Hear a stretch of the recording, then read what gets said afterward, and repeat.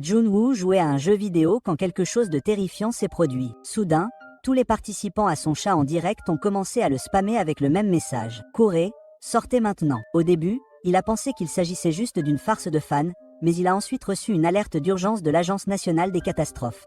Et juste après, il a entendu un grand bruit dehors suivi de cris venant du rez-de-chaussée. Confus, Junwoo est sorti sur le balcon. Et ce qu'il a vu l'a complètement choqué. Le monde extérieur était dans le chaos total. Les gens sortaient des bâtiments en panique.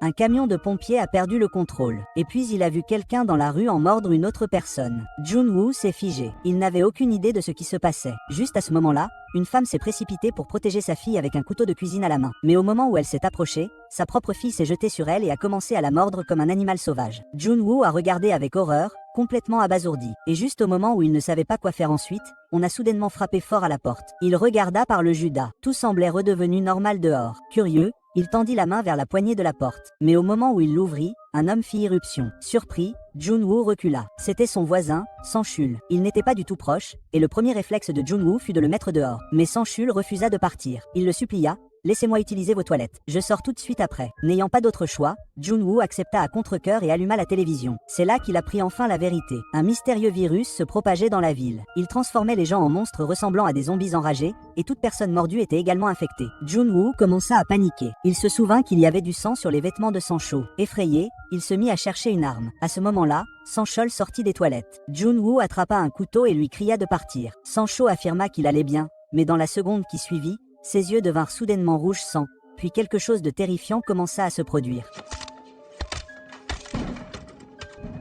Il se retrouva face à Sanchu alors qu'il fonçait en avant. L'adrénaline de Junwoo monta en flèche. Utilisant toute sa force, il réussit finalement à pousser Sanchu hors de l'appartement. Mais juste au moment où il claquait la porte avant même qu'il ait pu reprendre son souffle, le bruit qu'il fit attira quelque chose d'encore pire. Dehors, Sanchu était coincé par un zombie bien plus grand et terrifiant. Voyant cela, Junwoo se figea, trop effrayé pour émettre le moindre son. Une fois le zombie parti, il traîna rapidement le réfrigérateur et bloqua la porte. Immédiatement, Junwoo tenta d'appeler ses parents pour savoir s'il allait bien, mais personne ne répondit. Heureusement, peu de temps après, sa mère lui envoya un message, lui disant qu'ils étaient en sécurité pour le moment. Elle lui dit clairement « Reste à l'intérieur et attends les secours ». La nuit venue, Junwoo fit l'inventaire du peu de nourriture qui lui restait. Au début, il a divisé la nourriture en 7 portions, mais après avoir reconsidéré sa décision, il l'a à nouveau divisée en 9. Personne ne pouvait prédire combien de temps ce chaos allait durer. Le lendemain, il a vu des vidéos en ligne de personnes demandant désespérément de l'aide. Inspiré, il a décidé d'enregistrer sa propre supplication, espérant que quelqu'un le remarquerait. Mais ses espoirs ont vite été anéantis. Il a remarqué que certaines personnes avaient même commencé à diffuser en direct leur désespoir. Si quelqu'un pouvait aider, il aurait déjà fait quelque chose. Puis Junwoo a vu son drone et a soudainement eu une idée lumineuse. Il a attaché son téléphone au drone et l'a envoyé vérifier la situation à l'extérieur. Mais ce qu'il a vu à travers la caméra du drone était vraiment horrible. Tout le quartier était devenu un terrain de jeu pour zombies. Pas un seul survivant n'était visible. Se sentant désespéré, Junwoo a décidé de se distraire en jouant à un jeu vidéo. Mais juste au moment où il a commencé à jouer, il a été soudainement déconnecté du serveur. Apparemment, les zombies avaient également commencé à détruire des parties d'internet. Puisqu'il ne pouvait pas jouer à son jeu, Junwoo s'est dit qu'il ferait aussi bien de dormir un peu. Mais vers 2h30 du matin, il fut soudainement réveillé par des bruits étranges en bas. Curieux et inquiet, il se précipita pour vérifier ce qui se passait. Mais au moment où il jeta un coup d'œil dehors, une balle siffla juste au-dessus de sa tête. Il s'avéra qu'une policière en bas était en train de se battre brutalement contre les zombies. Elle était coriace et intrépide, mais le bruit des coups de feu en attira encore plus. Et pour ne rien arranger, elle fut à court de balles. Alors qu'elle essayait de recharger, l'un des zombies se jeta sur elle et la plaqua au sol. D'autres zombies s'empilèrent rapidement, la clouant au sol sans aucune issue. Dans un moment de pur désespoir, elle leva son arme sur sa tempe, prête à en finir elle-même. Mais après une fraction de seconde d'hésitation, elle n'y parvint pas. 2 zombies l'attrapèrent par les bras et la traînèrent dans le parking. Et là-bas, il grouillait encore plus, observant tout cela d'en haut. Junwoo n'en pouvait plus. Il cria à tue-tête, essayant d'éloigner les zombies d'elle. Mais il était déjà trop tard. Non seulement il n'avait pas réussi à la sauver, mais ses cris avaient attiré quelque chose de bien pire. Avec un grand bruit, le réfrigérateur qui bloquait sa porte s'ouvrit. Ce gros zombie, celui qui avait entraîné son voisin, fonçait maintenant droit sur lui. Terrifié, Junwoo se précipita pour remettre le réfrigérateur en place. Mais face à ce monstre, il n'avait aucune chance. Alors que la créature était sur le point de percer, Junwoo eut soudain une révélation. Ces zombies n'étaient pas très futés. Il grimpa donc par-dessus le bord de la balustrade de son balcon et se balança dehors en s'accrochant fermement. Le zombie fonça droit sur lui, le manqua complètement et tomba du gratte-ciel. Jun-woo s'accrocha de toutes ses forces et réussit de justesse à s'en sortir. Mais en levant les yeux, il vit quelque chose qui lui brisa le cœur. Le courageux flic s'était déjà transformé en zombie. Après avoir survécu au chaos, il renforça immédiatement la porte d'entrée. Puis il abandonna tout. Il buvait le vieux vin de son père, mangeait des nouilles instantanées quand il avait faim, faisait des siestes quand il était fatigué et pleurait en silence quand il se sentait brisé. Mais cette misère paisible ne dura pas longtemps. Il manqua bientôt de nourriture. Alors qu'il était en train de sombrer dans le désespoir, il reçut miraculeusement un message vocal de sa mère. Mais le signal était trop faible. Peu importe ce qu'il essayait, le message ne passait pas. Il prit donc un énorme risque et sortit par la fenêtre pour trouver un signal. Il réussit enfin à établir une connexion. Mais tout ce qu'il entendit, ce furent les cris de ses parents alors qu'ils étaient attaqués par des zombies. Savoir que ses parents étaient probablement morts brisa complètement Jun-woo. Toute la douleur et le chagrin explosèrent d'un coup. Maintenant, il ne voulait même plus vivre. Mais au lieu d'abandonner tranquillement, il avait besoin de tout laisser sortir. Il ouvrit la porte d'entrée et commença à balancer sa batte sur le zombie le plus proche. Il fit exprès de faire des bruits forts, essayant d'en attirer davantage. Comme il n'y avait aucune réponse, il sortit même, mais au moment où il sortit, une vague massive de zombies se précipita vers lui. Jun-woo, qui pensait être prêt à mourir, prit vraiment peur. Il courut comme un fou, mais l'autre côté était également rempli de zombies. Il appuya rapidement sur le bouton de l'ascenseur, mais la seconde suivante, une énorme nuée de zombies se précipita à l'intérieur. Puis Jun-woo plongea rapidement derrière un tas de déchets et échappa de justesse au danger. Une fois les zombies partis, il courut vers chez lui. Mais à ce moment-là, il entendit quelque chose derrière lui. Heureusement, ce zombie était aveugle de son vivant et ne le vit pas. Jun-woo saisit l'occasion, se précipita dans son appartement et claqua la porte. Les zombies furent immédiatement attirés par le bruit. Étonnamment, certains d'entre eux avaient encore de vagues souvenirs de leur vie humaine et tentèrent même d'ouvrir la porte. Heureusement, ils abandonnèrent au bout d'un moment et partirent. Cette nuit-là, après s'être vengé des zombies, Jun-woo enregistra une dernière vidéo. Il était prêt à dire au revoir au monde. Mais alors qu'il allait rendre son dernier souffle, une lumière rouge brilla soudain à travers la fenêtre. Elle provenait de l'immeuble d'en face. À cet instant, Jun-woo réalisa qu'il n'était pas le seul survivant. Il lutta pour détacher la corde, puis regarda rapidement vers la lumière rouge. À sa grande surprise, une jeune et belle fille se tenait de l'autre côté de la rue. Elle le montra du doigt avec dégoût et le traita d'idiot. Mais au lieu de s'énerver, Jun-woo se sentit étrangement heureux. Il ne put s'empêcher de lui faire signe de la main avec enthousiasme. La jeune fille lui fit signe de la main pour lui dire qu'ils se reparleraient le lendemain à 7 heures. Puis ils retournèrent tous les deux dans leur chambre. Tout comme Jun-woo, la jeune fille vivait seule depuis l'épidémie du virus, mais elle était bien plus douée pour survivre. Elle rationnait strictement sa nourriture et installait même des pièges dans son appartement pour éliminer tous les zombies qui s'y promenaient. Le lendemain, ils échangèrent leurs noms. La jeune fille s'appelait Kim. À ce moment-là,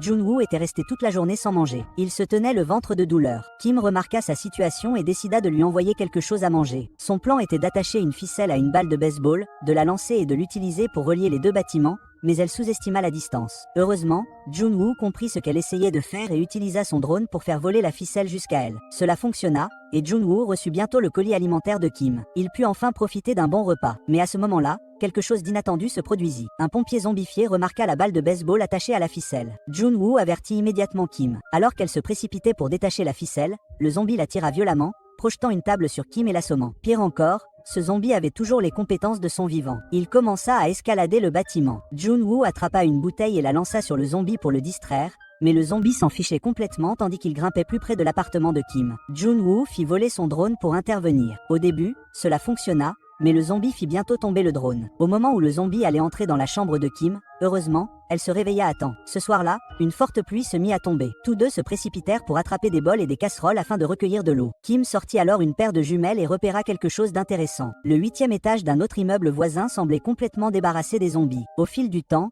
leurs réserves de nourriture s'épuisèrent dangereusement. S'ils voulaient survivre, ils n'avaient d'autre choix que de sortir et d'en chercher davantage. Cette nuit-là, Jun-woo enroula des serviettes autour de ses pieds pour ne pas faire de bruit. Il attrapa sa batte de baseball et sortit. Dans le couloir, il trouva des clés sur le corps d'un voisin. Il les utilisa pour entrer dans l'appartement d'à côté. À l'intérieur, il remarqua rapidement quelqu'un allongé sur le sol. Il lui jeta une chaussure. Aucune réaction. Soulagé, il commença à fouiller les lieux. Lorsqu'il ouvrit le réfrigérateur, une odeur désagréable lui monta au nez, mais heureusement, il y avait encore des conserves et des boissons. Il les remballa et continua à chercher. Dans la pièce où se trouvait le corps, il trouva encore plus de boîtes de conserves et 2 talkies-walkies. Alors qu'il s'apprêtait à partir, Jun-woo prit la décision stupide d'examiner le corps de plus près. Soudain, un zombie se jeta sur lui par derrière. Il attrapa le corps et s'en servit comme bouclier pour bloquer l'attaque. Puis, il se précipita dans le couloir, courut jusqu'à chez lui et claqua la porte. Ce soir-là, il savoura son repas le plus satisfaisant depuis des jours. Après avoir mangé, il mit la moitié de la nourriture et l'un des talkies-walkies dans une boîte et l'envoya à Kim en utilisant la ficelle qui reliait leur bâtiment. Le lendemain matin,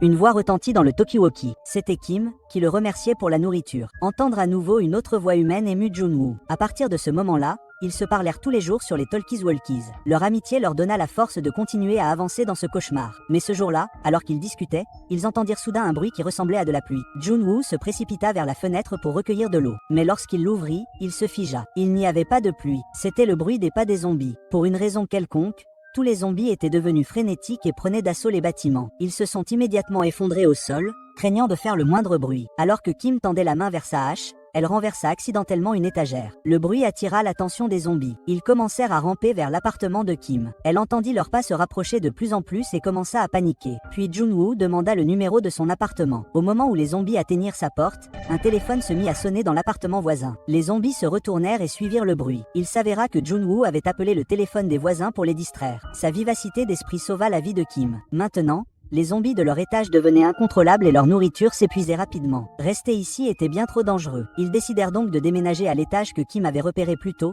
celui où il n'y avait pas de zombies. Ils commencèrent à emballer toutes leurs affaires. Puis Kim attacha rapidement la corde juste au moment où Jun-woo lui disait de le laisser passer en premier. Kim Cooley sauta sans hésiter. Dès qu'elle atterrit, des zombies affluèrent de toutes parts, mais Kim sortit son piolet et parvint tant bien que mal à se frayer un chemin à travers la horde. Jun-woo observa la scène, choqué, d'en haut. Mais juste au moment où Kim ramassait une arme de poing lâchée par un policier tombé au sol, un zombie la plaqua au sol. À ce moment critique, Jun-woo arriva juste à temps. Il terrassa le zombie et la tira dans la cage d'escalier. Une fois à l'intérieur du nouveau bâtiment, ils fermèrent rapidement la porte vitrée. Juste avant que la porte ne cède, ils réussirent à se faufiler dans l'ascenseur. Heureusement, il y avait encore une alimentation de secours. Ils avaient déjà exploré le 8e étage auparavant, et comme prévu, c'était calme. Ils commencèrent à faire du porte-à-porte, essayant de trouver une pièce sûre. Mais soudain, un zombie solitaire apparut dans le couloir. Voyant qu'il n'y en avait qu'un, Jun-woo se prépara à attaquer. Mais à ce moment-là, tout un essaim déboula de la cage d'escalier. C'était une véritable urgence. Kim se précipita pour essayer d'ouvrir d'autres portes tandis que Jun-woo arrachait une barrière pour bloquer les zombies qui chargeaient. À ce moment-là,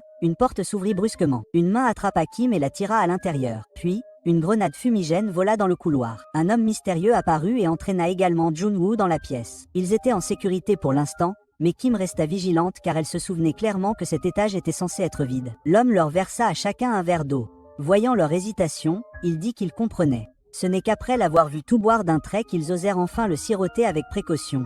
Il semblait vraiment être un survivant comme eux. Ensuite, il apporta de la nourriture. Le couple affamé se rua immédiatement comme des loups. L'homme leur dit de manger sans inquiétude. Ils venaient d'entendre à la radio qu'une équipe de secours arrivait. Cette nouvelle illumina leur visage. Ils étaient tellement émus. Ils faillirent pleurer. L'espoir était enfin là. Mais Kim sentit soudain que quelque chose n'allait pas. Elle regarda autour d'elle dans la pièce et remarqua qu'aucune des photos de famille ne correspondait à l'homme devant eux. Au moment où elle allait lui poser la question, Jun-woo s'effondra à côté d'elle. Quelques instants plus tard, sa propre vision se brouilla et elle perdit connaissance à son tour. L'homme ne perdit pas de temps. Il traîna Kim vers une pièce du fond. Lorsque Kim se réveilla, elle fut horrifiée de voir une femme zombie attachée devant elle. C'était la femme de l'homme. Il l'avait profondément aimée, et même après qu'elle se soit transformée en zombie, il refusa de la laisser partir. Il ne pouvait pas supporter de la voir mourir de faim. Il attira donc des survivants pour la nourrir. La famille qui vivait autrefois ici était devenue sa nourriture. À l'extérieur de la pièce, l'homme desserra lentement la corde qui retenait sa femme. Kim hurla et recula de peur.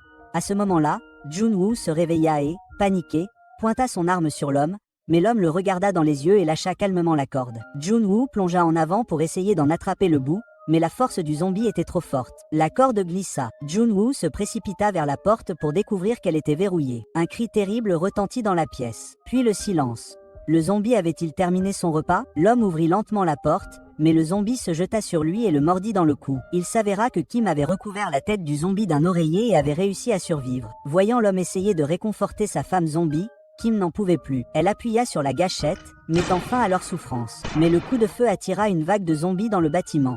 Face à une mort certaine, Kim et Jun-woo échangèrent un sourire amer. Ils levèrent leurs armes, prêts à en finir. Mais à ce moment-là, un grondement retentit à l'extérieur. Ils se précipitèrent vers la fenêtre. Un hélicoptère de secours approchait.